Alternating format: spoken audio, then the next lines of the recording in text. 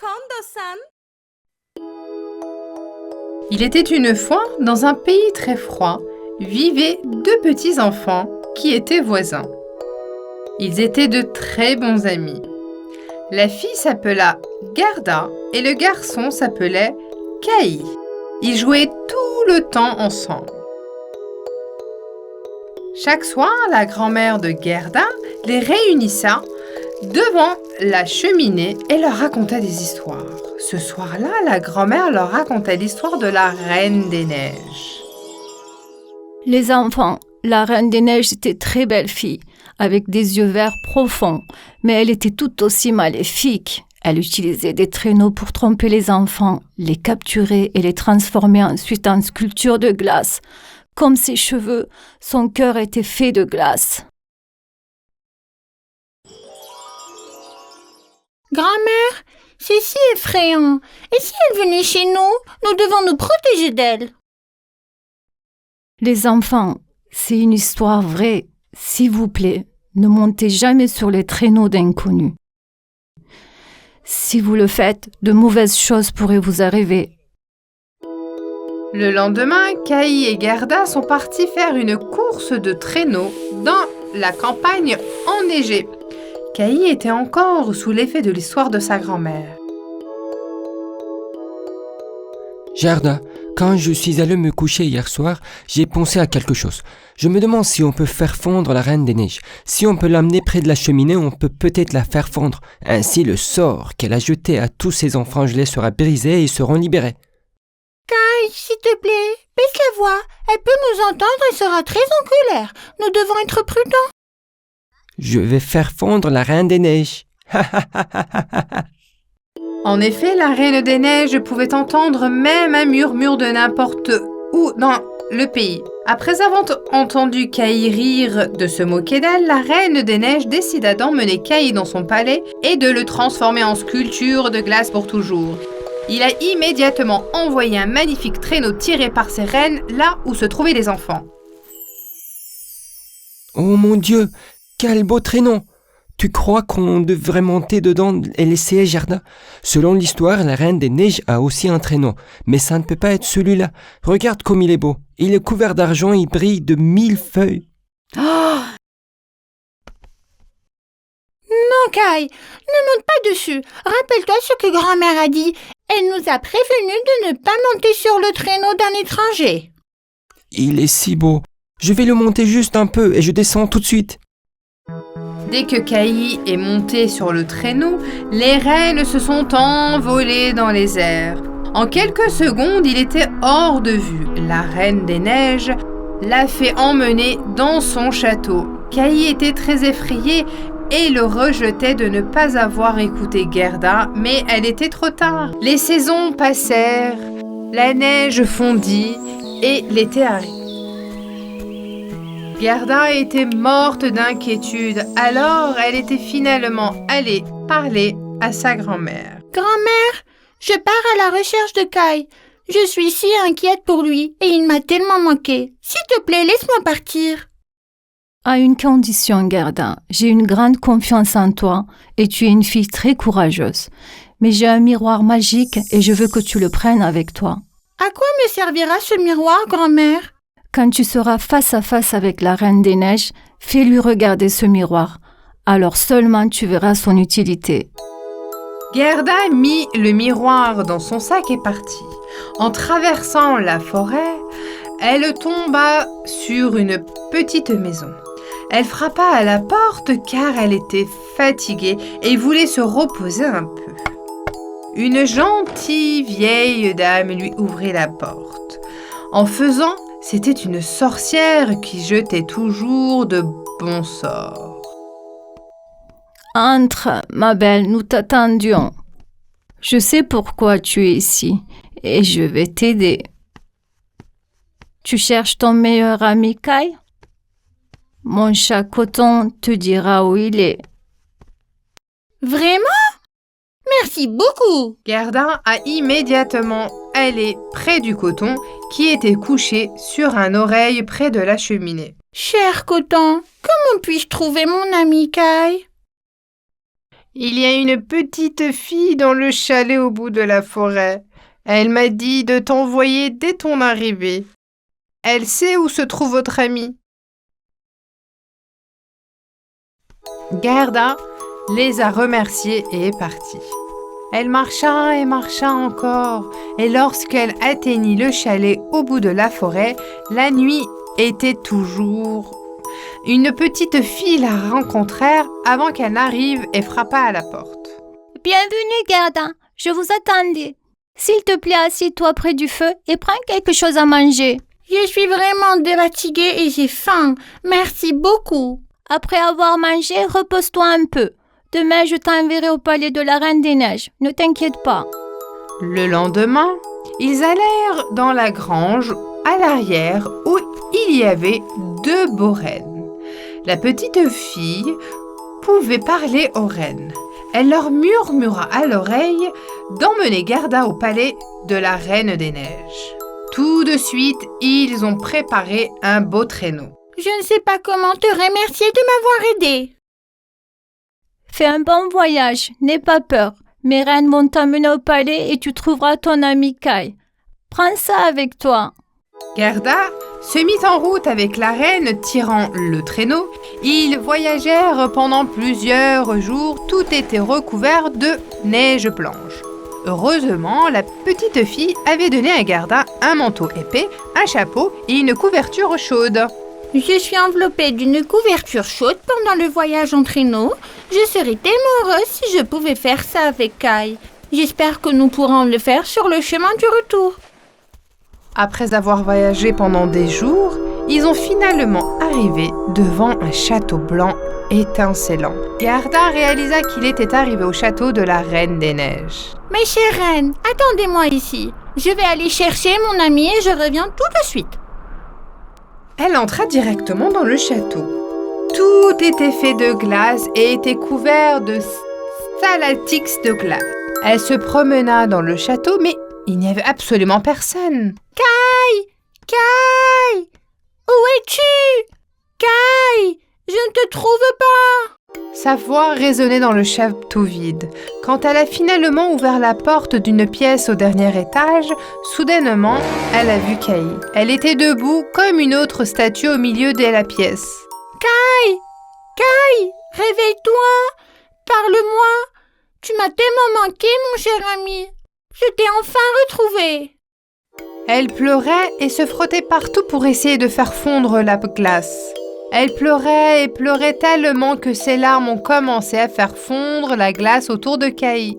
Soudain, Kai s'est animé et a commencé à parler. Gerda, je savais que tu viendrais me chercher. Tu m'as aussi manqué et je suis si heureux de te voir. Nous parlerons de tout plus tard, Kai. Partons d'ici tout de suite. À ce moment-là, la Reine des Neiges revint au château et entra dans la pièce où il trouvait. Elle était terrifiante. Gerda la voyait pour la première fois.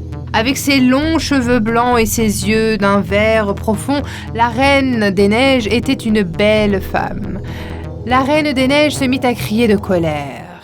« Comment osez-vous entrer dans mon château sans permission et faire fondre ma sculpture? Maintenant c'est ton tour, tu l'as demandé. Tu seras aussi l'une de mes sculptures. » Gerda était terrifiée, mais elle savait qu'elle devait s'opposer à la Reine des Neiges. Soudain, elle se souvint du miroir que sa grand-mère lui avait donné. Je n'ai jamais vu quelqu'un d'aussi beau que toi. Mais malheureusement, ton cœur n'est pas aussi beau. Je suis désolée pour toi. Tu peux me transformer en sculpture de glace si tu veux, mais ma grand-mère t'a envoyé un miroir. Peux-tu le regarder une fois? Donne-moi ce miroir. Pourquoi m'a-t-elle envoyé ça? La Reine des Neiges prit le miroir dans ses mains et fut choquée, car le reflet dans le miroir la représentait enfant. Elle était d'une joie petite fille avec ses longs cheveux blonds et des yeux d'un vert profond. Oh mon Dieu, qu'est-ce qui se passe? À ce moment-là, un nuage de poussière entourait la reine. De plus en plus petite, elle se transforma en une petite fille magnifique. Un miroir s'est produit. Le miroir était en effet magique. Ceux qui regardaient voyaient leur vraie personnalité. Il semble que la Reine des Neiges ait été très triste dans son enfance, car personne ne jouait avec elle. Un jour, un sorcier dit à la Reine des Neiges « Tu dois les punir » et il demanda si elle voulait se venger de ceux qu'elle ne jouait pas avec elle. Remplie de tristesse comme tout enfant, elle avait pris la mauvaise décision et avait dit oui. La sorcière l'a transformée en Reine des Neiges et a rempli son cœur de malveillance. Depuis que le miroir a brisé la terrible malédiction, tout le monde est maintenant rempli de joie. Merci beaucoup, je suis sauvée maintenant. Mon cœur est à nouveau rempli de bonté. Caï et Gerda réunirent leur reine qui leur attendait, reprirent le chemin qu'ils avaient emprunté et retrouvèrent leurs vieux jouets heureux. Et bien sûr, aux histoires de leur grand-mère. Il était une fois, dans une petite maison, un jeune couple marié. Ils étaient un couple très heureux et attendaient la naissance d'un bébé. Je sais qu'il est important que notre bébé soit en bonne santé, mais j'espère vraiment que nous aurons une fille, mon amour. Oui, j'aimerais aussi avoir une fille. Si Dieu le veut, nous aurons une fille qui te ressemblera. Le jour de la naissance se rapprocha. La jeune mère attendait avec impatience la naissance de son bébé. Chaque jour, la mère regarda par la fenêtre et par-dessus au mur pour admirer le jardin de son voisin rempli de fleurs et de fruits. Un jour, elle remarqua une plante à fleurs jaunes qu'elle n'avait jamais vue auparavant. Je me demande quel est le nom de cette plante. Elle sent merveilleusement bon. Je suis sûre qu'elle a aussi un goût incroyable. Il faut que je mange cette plante. Je vais aller directement chez ma voisine et lui demander. Sans perdre de temps, la jeune mère quitta la maison. Mais elle ne doutait pas que sa voisine d'à côté était une sorcière cruelle. Elle frappa à la porte sans de douter du danger qu'elle l'attendait.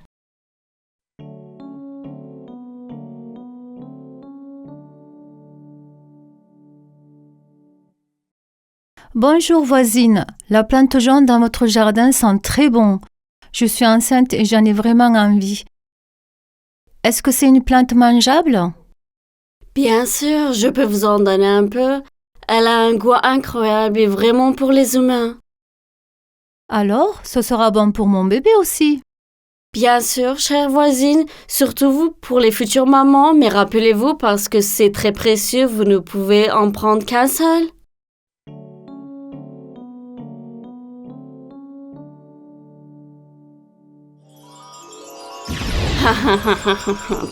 Tout se passe comme je l'avais prévu. La jeune femme a fini de manger le morceau qu'elle avait pris dès qu'elle est rentrée chez elle, mais elle voulait en manger plus.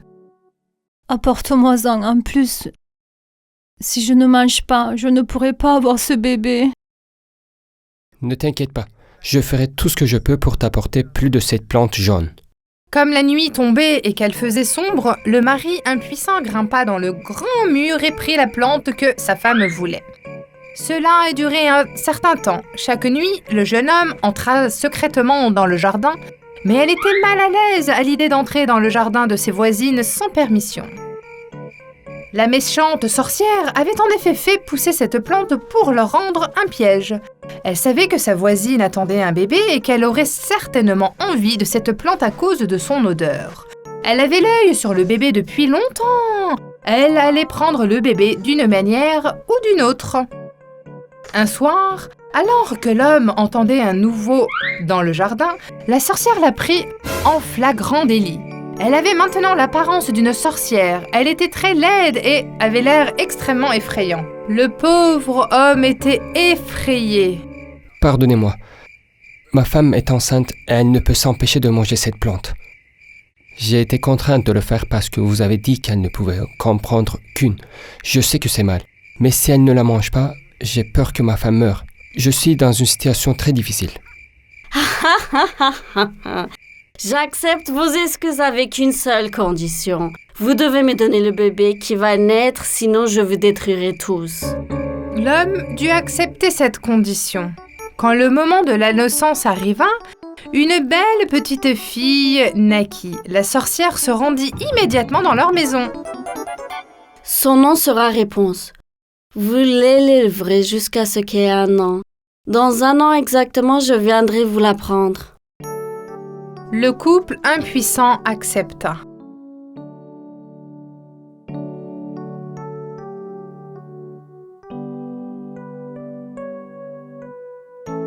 Quand Réponse eut 1 an, la sorcière vint enlever le bébé en pleurant à sa mère et à son père, en l'enfermant dans une tour au milieu de la forêt, et elle a y élevé le bébé. De nombreuses années passèrent. Réponse était maintenant une belle jeune fille.